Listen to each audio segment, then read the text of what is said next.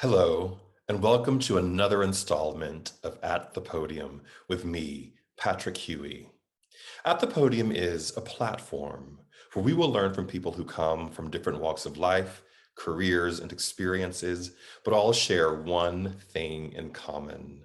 They have stepped fully into the transformative power of saying yes to the unexpected turns of their lives, and they are now using the power of their voice or podium to make an impact on the world we live in today.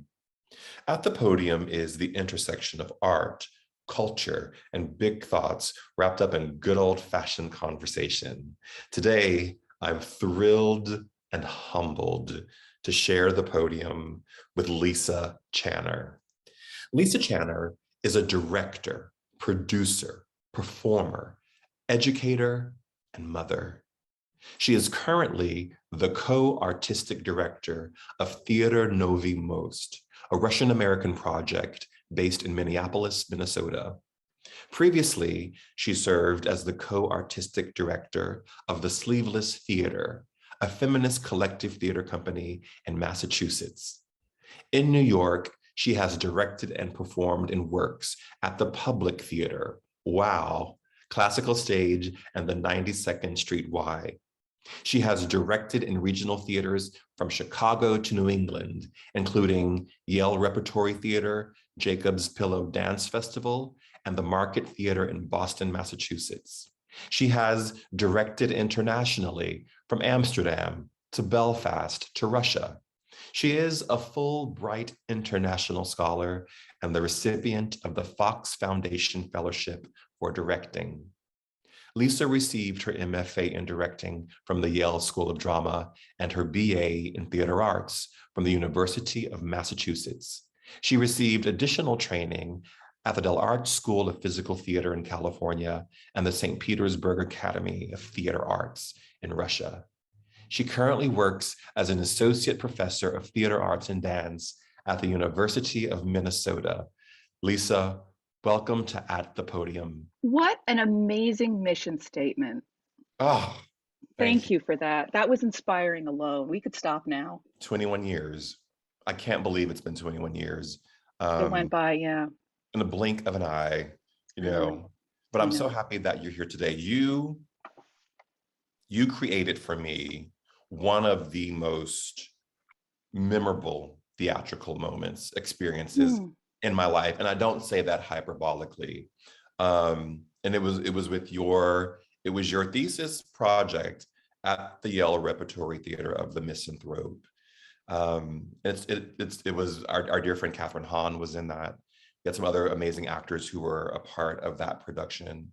Regina was in that. Regina, oh, that's right. Regina Bain was in that. And she's also done our Cineway, and she did your podcast. That's why I wanted to make sure we give her a little shout out because she was unbelievable in that. Amazing. But that entire show, and it talks about the lasting impact that a really amazing theatrical production can have. It can literally change someone's life. And what I remember about the play, Lisa, was the amazing lighting. I thought the lighting that you were able. Who was the lighting designer on that play? I think it was Aga. Of course. Of course. Was it? I think so. I'm so afraid to say the wrong things now because it's so long ago. I'm not sure if I'm mixing up other shows, but I'm pretty sure it was Aga. I mean, the lighting was spectacular. And I also remember the beauty of your work in general is that you have a strong gift for creating a visual narrative and a visual gesture that encapsulates the emotional life of the play that you're directing. And I thought that the physical gestures that you created were quite spectacular. And the part that I loved the most was that you had the actors yellow out their teeth. Yeah, and you know what? You said that, and I don't remember that at all, but I'm sure it's true. Georgia Lee was my costume designer. She did those amazing fabric wigs, and and she's a scenic designer, but she did costumes for me. Right. They were all black and white, and they were just extraordinary. And she yellowed out their teeth so that you have all these incredible wigs, these incredible costumes, this amazing lighting. And every time they would smile or talk, you would see the rotting teeth in their mouth. Rot of wealth. The rot of wealth. I think so, yeah. Yeah, and we made a glass house. We made a glass building for them to live in so that you could see everything outside of the building Yes. as well as the room they were in. There's a great story from that about collaboration, that you Mm, made me think about. My scenic designer, who I believe was Stuart something, a wonderful designer, who I apologize right away if I got the names wrong, but we built this huge wig to be a chandelier. So this chandelier would hover over the space in the shape of a wig from the era, because the okay. wigs were seen as oppressive, and I really wanted moments when they could take the wigs off and just be free. So we worked really hard to make this wig design. We put a lot of money into it. We sacrificed a lot of other design elements because this wig felt really important to me and to, I think, Stuart. So I was very invested in it for him. We get to tech, I'm looking at it, and I'm the first second it was up, I went, this isn't going to work.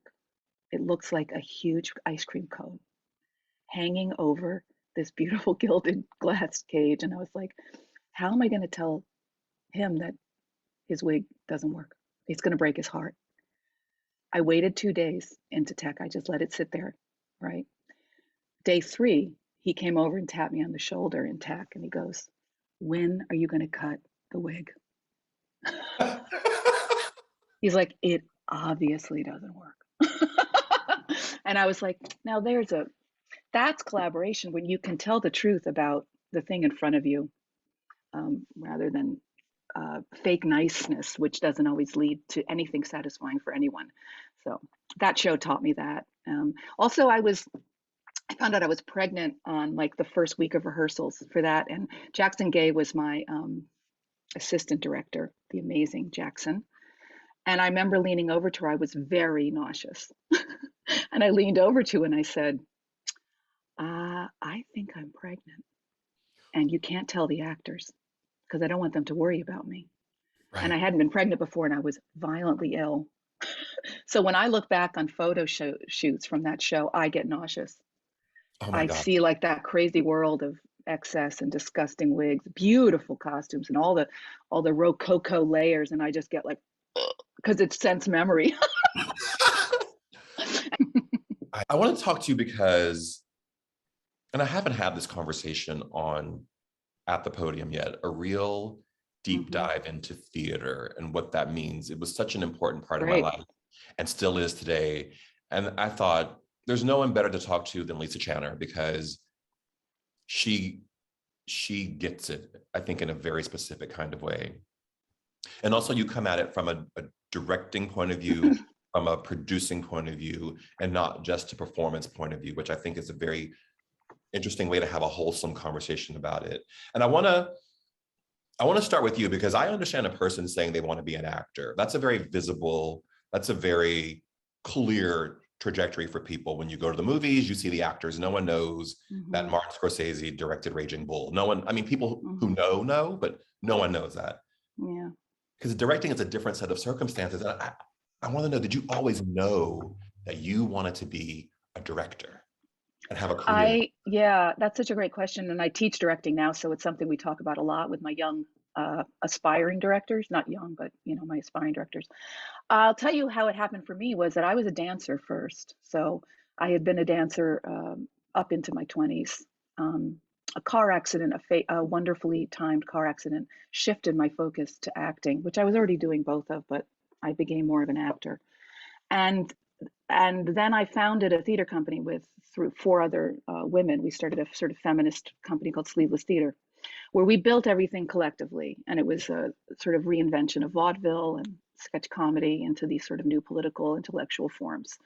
And somewhere along the 8 years of being with Sleeveless, and we toured a lot, so we got to perform a lot. We were our own improv troupe as well. We did a really sort of new version of improv comedy.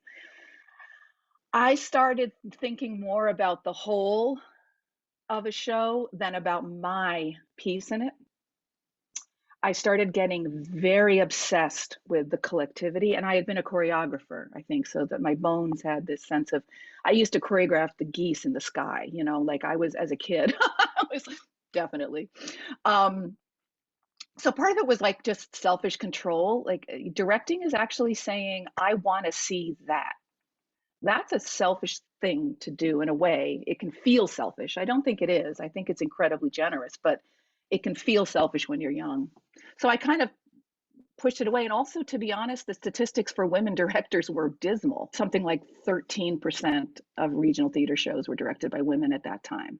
And it's only, marginally better now, to be perfectly frank. But then the company started doing some different kinds of work where I stepped forward as director and I found that I just loved it. And then I figured, okay, I'll go to grad school to actually learn how to do this thing that I'm sort of fumbling around trying to do. And my interest was in making new work. I wasn't interested really in the regional theater model, didn't interest me, and neither did the canon that I knew. And again, most of the canon was male and white. I hadn't yet been exposed to an expanded canon, which I'm very much a part of now. But then I didn't. It was like Tennessee Williams, Eugene O'Neill, Shakespeare, Chekhov, Ibsen. It was all the wonderful playwrights that I totally honor and love, but it was really hard to find myself in there. So I said, well, I'll go to the place that's going to teach me how to love those guys so that I can do it, and learn the craft. And I was accepted. I applied to several different schools, and I was accepted to UC San Diego and Yale. Those were the two that were interested in me. And Yale was such a mythic, fancy place. I come from humble roots. I didn't come up middle class. I came up much more poor in Bohemia than, and so Yale just seems so hoity-toity and out of my, I don't know. I just didn't imagine it, but it happened. And then I did. That's exactly what I set out to do. Is Yale taught me the craft, and Yale taught me to love the old white guys, and figure out how to bust that canon open a little and reinvent it. And you also know, Patrick, I came from a performance background, which was rooted. I had studied out at the Del Arte School in clown and physical theater making, right? So I had another vocabulary that I brought to Yale with me that married really well with the kind of classical training that we got there. And then what I got there was the love and magical brilliance of playwrights and how I honestly, I get to work with a lot of playwrights, and I think that they're magicians. I don't know how they read my mind. I don't know how they read the world so well and channel it out into their pen and their keyboard into these world. I'll have like 3 sentences with a playwright about an idea, and then a month later, there's this play that's as if they downloaded a chip from my brain. And when you make new work, you're relying on other people to really hone in with you on something. It's not like it's ready made and then you interpret it. You're literally the creator from the beginning with them. So you're really putting a lot of trust in the hands of the playwright. Like, please find my vision for me with me. And I think that's So part yeah, of, and no one, I had a conversation with Shannon Flynn. We were talking about, and you mentioned it, that really, and I think too, it's part of the brilliance of the program at Yale, and I hope they still do it. I don't know if they do or not, but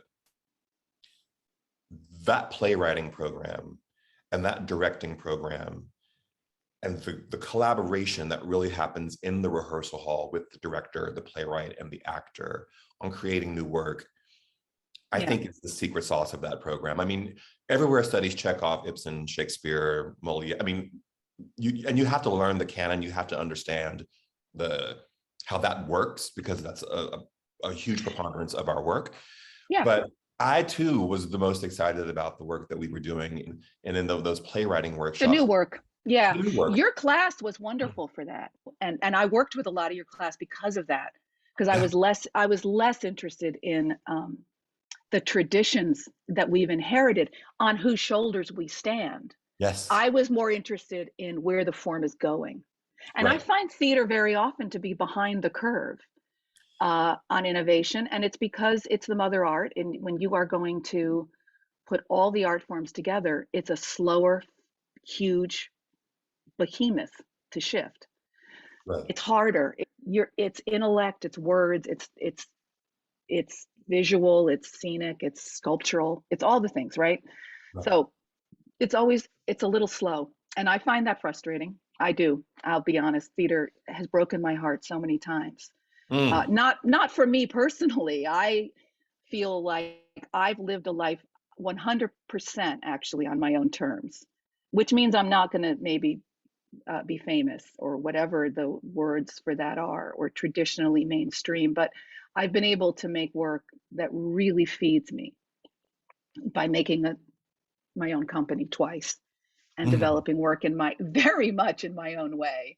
Um, and I have the support of a university, which means I also don't have to do that freelance hustle in the same way. I freelance, but it's not. I can pick and choose more, right? So it's luxurious. My life in that way, artistically, has been luxurious in some ways. Um, but this forum, went watching it and seeing how it evolves, and watching the ways that it treats people, the ways that it treats ideas, it can be heartbreaking sometimes. I find it cruel. Why is it why is it that it is such that experience? And I think people who are actively engaged Well, in the theater would totally and completely understand what you're expressing here, that it's a very slow process. It's very hard to make it feel relevant, which is why I think, plays like, or musicals like Rent and mhm. Hamilton have struck a chord because they dropped into the immediacy of life in the 1990s in Rent. And even though we're talking history in Hamilton, they basically colorized that show. Well, yeah, and both those shows were speaking much more to the moments they were actually made in than to any kind of historical past, right? They were speaking to a zeitgeist of what people were needing and processing outwardly, and then didn't talk down to it. I think theater often infantilizes both its actors and its audience. Mm. And when it does that, it makes me sad, because it doesn't have to do that. It can be both. We had an amazing experience in 2012. I had moved here to Minneapolis in 2007. And in 2012, the Guthrie, then under different leadership, so I'm not speaking anything dissing the Guthrie, right? Just this is what happened in 2012. They announced a season of 27 or 30 productions, events, things. And I mean, Patrick, it was 100% directed and written by white men, Wow. not nothing outside that box. So of course it got noticed. Not that it was terribly unusual. There was usually a token person of color directing, or, well, if you're lucky, directing, but and then a token woman or woman play that got to be directed by a woman. This was the norm. This is the norm that we inherited. And the press nationally talked about it. And the leadership at the time got defensive and said it's very difficult to direct on these stages. There's a very slim number of people that can handle it. It was really astonishing, the lack of vision. Wow. And he said, and we have to fill every seat because we are working on a budget that must be successful and get in audiences. But what is astonishing about that whole debate and what it erupted, and it started this journey toward, we see a white American theater, Me Too, all these movements now for diversity, thank God. Um, the next year, the budget was released of how that year had done, the all white male season. They were in the red for the first time in decades. And it was because of that season. That Wow. season had put them in debt.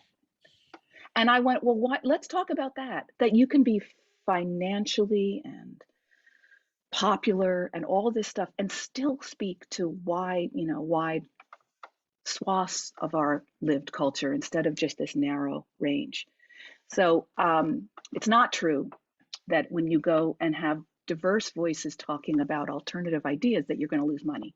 In fact, it might be the opposite. Well, So it doesn't have to be an either or, is my no, and if takeaway. you look, if you look at the statistics around diversity, equity, and inclusion and belonging, the financial benefit of that model, where you have Right. an inclusive model, it can't be argued. It can't be And argued. never, and when you take money out of it and it's no longer about making money, then the benefits are just incredible, right? You see such a Incredible. growth in community. So this is where theater sometimes has been behind. I mean, Mm. if you think that conversation here in liberal, very progressive, arts focused Minneapolis, that's only 10 years ago. Wow. And here, now it's a different story, and the movements are changing, but that's all. It's just so it can break my heart sometimes. American theater is kind of made in an assembly line model, right? So it's Yes. disposable art. And so that's why the regional theater system also breaks my heart sometimes. And when I was in Russia working there, I learned about a much more theater as a central, not the entertainment wing of the culture, but the culture making center of it. And I think America, we still think of it as sort of the entertainment wing, unfortunately. I don't think it's everywhere. I just think that in the popular mind, not most people don't go to theater.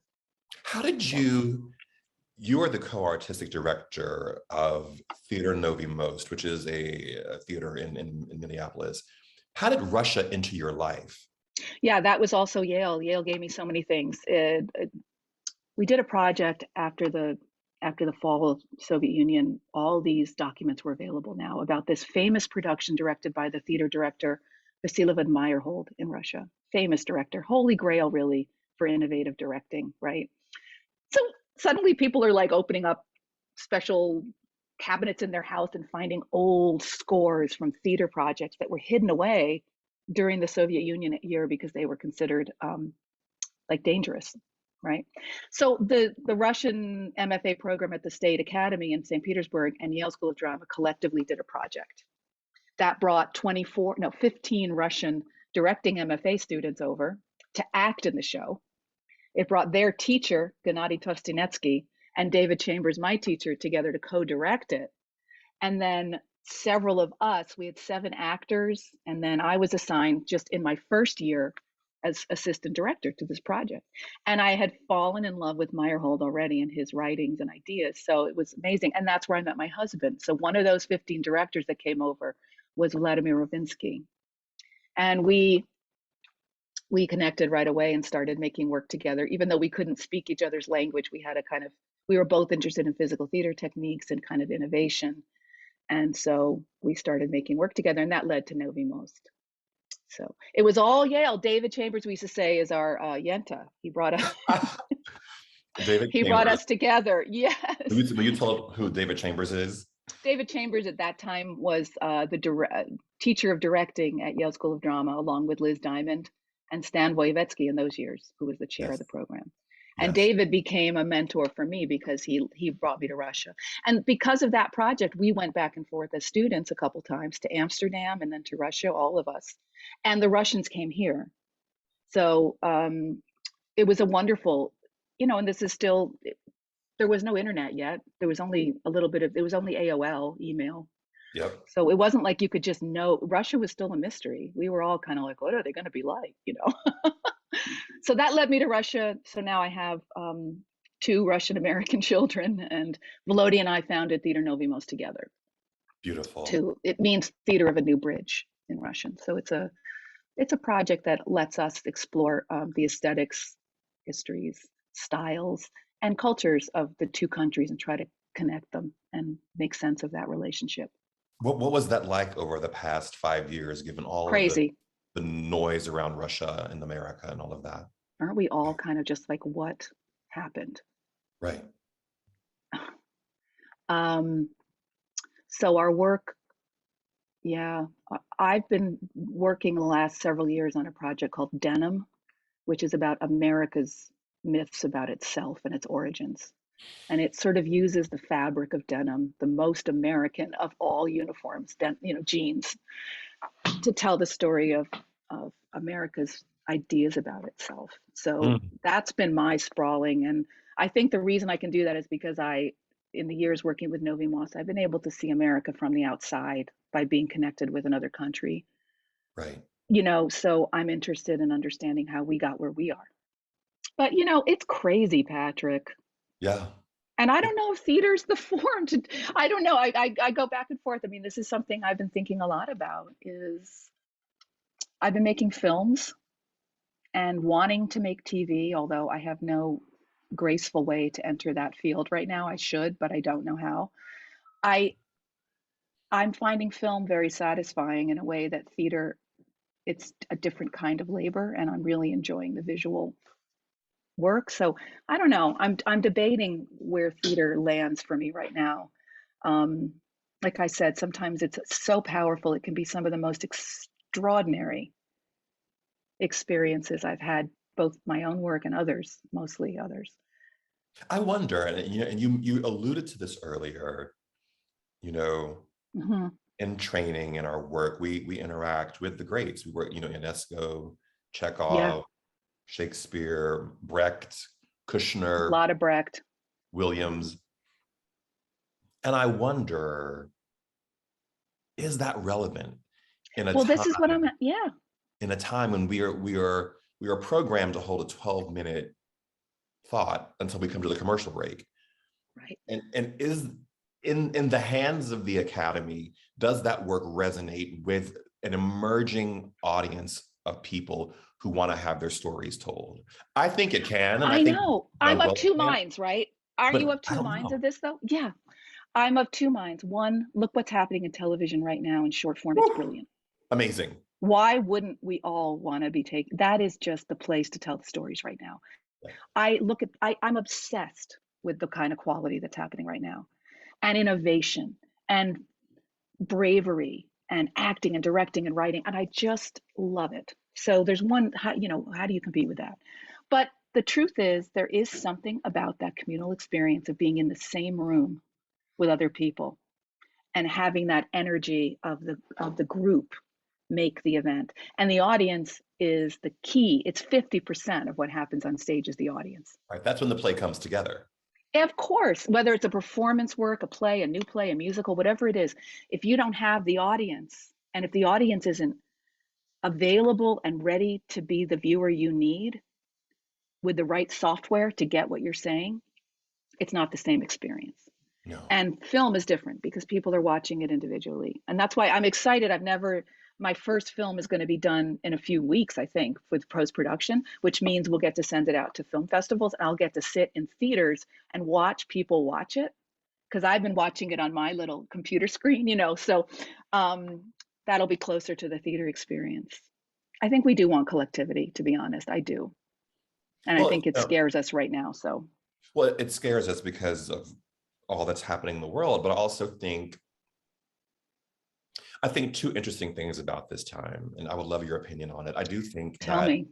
part of the reason why people in the midst of COVID were still coming together, even though we couldn't, was because we need a community. We need to physically interact with other Yeah. people, breathe air together. Yes. And I think it's such a need for us as a survival Hmm. method, which was counterintuitive to what we needed to do in the time, which was isolate. Right. And I also think, I know I'm too old for TikTok, Me but I too. think I think there's something fascinating that the world has taken to dance. Oh, I agree. I Isn't it think those great? two things, that need for community and that need for physical expression through dance, I think Yes, sir. thumbs up the human experience as far as Let me I'm. tell you, my 16-year-old and his friend, my 16-year-old's a musician, a brilliant, wonderful musician. And him and his friends, these wonderful teen friends, go to these concerts, vaccinated concerts. People are masked. They're very careful, this generation. But they go to these concerts and they mosh. Yes. They just let it all out. It's so beautiful. Yeah, I'm of two minds of it myself, Patrick. I think the reason that got me out of the house and needing to be with others was the George Floyd murder that happened here in Minneapolis and the eruption of the uprising there. I was out on the streets for that, the way so many of us were. And you wouldn't have thought we would. It was a pandemic and it was dangerous, but there was a need, right? To not just watch it on Instagram or Facebook or wherever, but to go and be present and have your body on the line with other and just have a sense of community. George Floyd Square, which is the area where George Floyd was right where he was killed, has become this unbelievably moving gathering space. Uh, it's what humans do. We make community, right? And And it's not enough to just look at it on a TV screen. You got to go and stand there and see and feel and be with the other people that are there. And many people here that live in Minneapolis and have the privilege of doing this just go by every once in a while to feel that liveness of that space, the hope, the despair, the marking of what's missing and what's Mm. present in our community right now. And it is extremely powerful. And for me, that's a site of theater. Yes. That gathering is a site of theater. And it's more powerful to me than reading a play that was written 100 years ago. That's just me. Now, at the same time, those old plays and the traditions that theater comes out of can still speak to us, and that's what makes them great. They speak through the ages. And what's going to speak through from this time? Maybe it's those TikTok videos. Yeah. Maybe it's George Floyd Square. And maybe it's the plays that are coming out of this last 5 years, right? Amazing new work happening. So it's not that I'm despairing, it's that I want theater to keep growing up. I want it to be able to uh, be mature as it moves forward and not infantilize us, not be safe all the time. And that's what I think I want. And I think it's happening. I think we're in an amazing moment for theater right now, aren't we? We're in a transitional moment for the arts in general and I how think we come out of everyone. that. Well, Hmm? I think, Well, for everything we are, but the arts. well, and the arts are having to sort of relook at, I call it the academy. Yeah, that's And a I good word think for it. every discipline, dance has Balanchine, and modern dance has Martha Hmm. Graham, and modern art has Jackson Pollock. I think everyone is having to go back and look at the academy and say, what can we keep and what must we get rid of in Yeah, order to move it forward into right. more relevance? Yeah. There's room for it all. All of it. It's not, we have a scarcity brain set around theater too, right? We're nonprofit, most of us. We're not it's not about, oh, there's plenty. It's always, how can you cut your budget? You're in competition with others. That's why I get so excited when I see theaters or people or artists lifting up others the way you do. That's the spirit of generosity that good art comes from, is saying, I tell my artists this all the time that I'm training. I say, look around you, whose work excites you, thrills you, challenges you, and go and say, can I buy you a cup of coffee? Yeah. Because I want to hear all about what you do. So I love what you're doing with this series, which is saying, I want to uplift other people's points of views, and then they get to share in your wisdom as well. And it's this sort of wonderful exchange. I think it's just lovely. I do want to create a space where really smart people and people who've achieved as much as you've achieved, and people who are just starting in their careers, and Yeah, people who are confused or lost can come and let's talk about it. Like, yeah, let's just have exactly. the conversation. No judgment, no whatever. And that's what I feel like we need right now. My father passed away this last year, and he Mhm. was 85. He had the longest running conversation talk show on Manhattan television. It had been a Wow. 50-year program called Conversations. He interviewed over 4,000 people. So I've been going through his archive and looking at his mission statements and why he did this. And what you just said, he was onto something, that there's something about a conversation which is different than an interview, Right. right? A conversation that others get to listen to and have their brains stimulated, and the two people are coming at it collectively to the conversation rather than the expert interviewing the newbie, or either way, whatever. So just that's a nice kismet moment for me. Lisa, can I ask you a question? I Yes. and I and funnily enough, Catherine Hahn and I talked about this.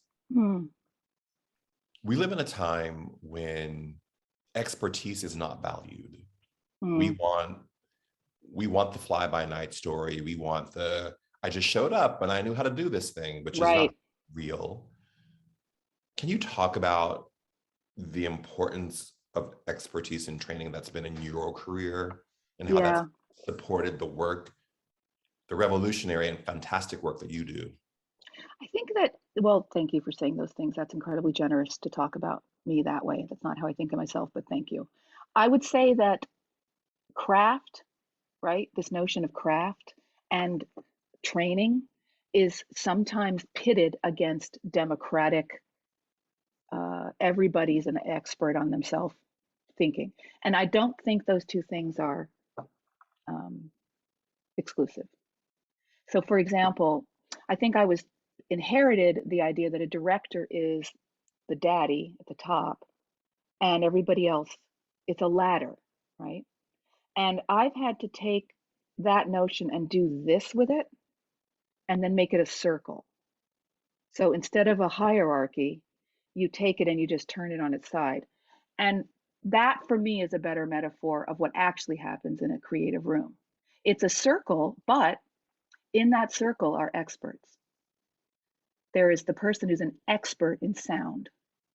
There's the actor trained in that skill, but they're all equal. Do you see? And the best rooms for me are the ones where you can't tell whose job is what. They have their job, they're looking at it very carefully, but I bring my designers into the room very early. They're in there from the beginning, really. But I agree. I think I'm all for the circle of experts. Those people that have I am excited by anyone that does what they do really well Mm-hmm. and with a lot of skill. That's the people I want to work with, especially if they're excited about all the other people in the circle and how they do what they do and respect it. And so I work with a lot of hybrid artists for that reason, you know, playwright, actors, and costume designer, lighting designers, people that like to cross boundaries. I will always go for the person as a collaborator who feels that they really have a handle on what they're trying to do and have some kind of skill technique that they've gleaned from the world that they can fall back on and work with. Do you think? I agree. And I think, I think we get into trouble when we look to an athlete to give us medical advice or look to, Absolutely. Yes. Isn't it's that like, happening right I don't now? know. I'm going to talk to my doctor. I mean, if I need to figure out how I'm going to like catch a pass and run to the end zone, I'm going you're to talk my to the football. guy. Exactly. If I I'm learn, with you there.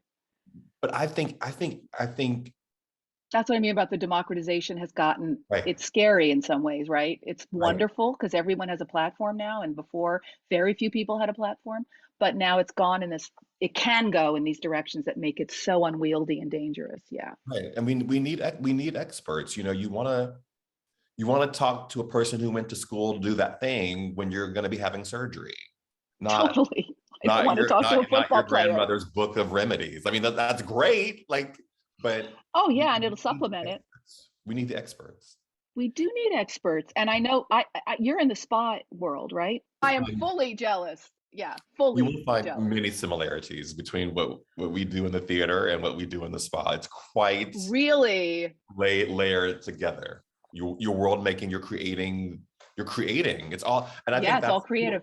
people are always surprised when they look at my past and sort of where I am today. And I'm like, but it's all the same It's all the impulse. same thing. I agree. Same Everything I do is the same thing. My impulse. mothering, my activism, everything I do comes from really the same place. I don't have compartmentalization about it. And so I understand what you're saying. That same life force that you were putting Yeah. out through your work as an actor is just now channeling into this amazing other career. Also, I think we all get to have as many lives as we want. Right.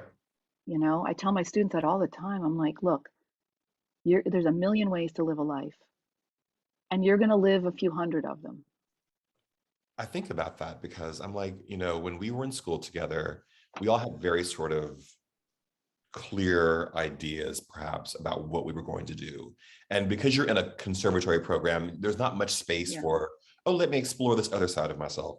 But I think, Especially for the actors, I think. yeah, we're really, We you're got to do more of that than you did. Yeah. right.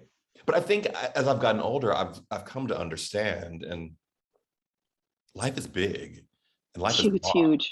And to your point, you have hundreds of lives. Yeah. I think one thing this podcast is doing for me is letting me bring all these different lives and experiences Mhm. to this moment. And I feel like, oh wow, this really feels highly integrated and highly familiar, even though podcast model and all of that is somewhat different. No, it's great. But it does allow, and I think, and maybe that's the goal that we need more of, is how do we create people to think about themselves as complete whole human beings and not be defined Yeah. by this, oh, I'm a this or I'm a that, which is kind of antithetical to expertise, but expertise But there Talk can about be it a, you know, I studied ballet as a young dancer, severe, like strongly studied ballet. Hmm. And what you learn is that discipline, that attention to my body on the molecular level, it's so minute, gave me training for the rest of my life, Yeah. not just in dance. In fact, the least of it is in dance. How I learn things, how I pick up the world, how I go through a struggle and get through the other end because I know that if I practice, I'll get there. And that dedication, that grit, that discipline to be able to go through something and even through the hard parts Yeah. and figure out what works for you. It can be taught in any, it doesn't matter what form you do it in. I just think it's something everybody eventually needs. Right. But then you can explore. It's like jazz. You learn the notes so you can blow them up. Right. And I What? think that's how I think about theater too. You got to learn the notes, learn all the stuff that's happened, and then you can actually play with it, Yeah. you know, and then you can take it new places. I have one question, one last question for you, because you've talked about your kids. I know that you were pregnant when we were in school together. I What was. does what does motherhood mean to you? Motherhood's the hardest thing I've ever done. It's the hardest thing anyone's ever done. So if they tell you differently, they're lying. It takes your whole spiritual, emotional, and physical self to do it. Mm. And it's extreme, it's an extreme sport. So, and if you're also an artist at the same time, then if you're being honest, it's an amazing dance back and forth, right? Mm. So my motherhood, I'm not one of those moms that makes my kids the center of my life. I never did. They were feral. They got to have their own worlds, and they've thanked me for that many times because they weren't helicopter parented, I guess, which was the norm when we were raising our kids, was Yeah. that kind of helicopter parent in reaction to our kids being born out of 9/11. And well, that whole generation just had a hard time. Yeah. Um, they inspire me, they infuriate me. I love them. I see myself in them. I learned so much. Um, yeah, and one thing I did early on was Volodya and I realized we were making shows and we were teaching, both of us, and what are we going to do with these kids? You know, my mother was around some of the time, but every parent has this issue. So we just started putting the kids in the shows. And it was a way for me to just, they were in the room, they had a whole family of artists loving them and building them up and supporting them. And for me, that just made sense. And because I was under the radar with my work, I was never really, there was no pressure for me to be successful. Does that make sense? Do you know what I mean? I wasn't It at does. the big theaters or trying to make it to Broadway or any of that stuff. I was really doing my own work in my own performance and theater circles. So I could do that. I could put the kids in a show and not worry about what people would think. Right. Was it child abuse? Maybe a little bit. I think mostly though, they got a lot of aunties and uncles and a lot of good experiences and got to tour and and Yeah. neither one of them could care less about theater now. They don't want to do it. They respect us. They're good judges, but they don't have any interest in it. So we did our job well. Oh, I tell my students though, I want to say one last thing about this is like yeah. for me, and I think you get this, Patrick, what the word I think really that a good theater major, right? A person that studies theater when they're young and studies it in college or at some kind of program is honing the exact skill sets that our world needs right now. We need compassion, we need empathy, ability to imagine yourself in someone else's world. We need collaboration. We need non binary thoughts. And theater and art live in the smudges between boundaries. They live there. We are we're scientific, but we're improvisational. We're it's so I really I'm at a big huge university, right? It's a research one university with all these med schools and we have Mayo here and all this stuff. And I still get feedback all the time that our theater students are among the best students on campus because they're questioning everything. They can look you in the eye and have a conversation when everyone else is here. You know, they're in their bodies, they're embodied. Yeah. If you think about, and spas do that too, right? They get you back into your body. Absolutely. We are needing this. And look at the politics, look at everything. It's cut off from empathy, it's cut off from world imagining. Mm, So I really do think, far from making the entertainment wing, that when you're working with young artists, or any artist really, you're training exactly what the world needs. And oof, hopefully they'll know that they're empowered to lead instead of follow trends, or because they're so smart. so Actors are so smart. I Regina mean, they Bain, are. Regina Bain said it. Regina Bain said the artist will lead us out of I this. agree. I agree. If they're fully empowered and get to grow up and be full humans, then they get to do that. And if they're not um, abused, Yeah. Lisa, thank you so much for your time you today. are amazing. I'm so proud of you, Patrick. I Thank love you. everything you're doing, and I only wish we ever got a chance to work together. We never did. We never did. Well, listen, life is long. Life is long. We still have what 300 lives left, so We have 300 lives to go, so it could happen. I would love that. Are you? Where are you based? I am in California. I'm in You are, Southern yeah. Well, I come California. out there all the time because my Yes, brother lives there. So next time I'm there, let's have an in-person gathering. we will. We Would you will. like that? That would be I would fun. love that. Just to hug you, put my arms around you and just say, I well, know, hug and well, what we talked about, right? The actual sharing the molecules, the yeah, sharing of share oxygen. the It makes a molecules. difference. Yeah. So thank you. And to those of you who are watching and listening, remember, we all have a voice. So use yours wisely. Thank you, everyone. Thank you, Lisa. Thank you, Patrick. Mwah.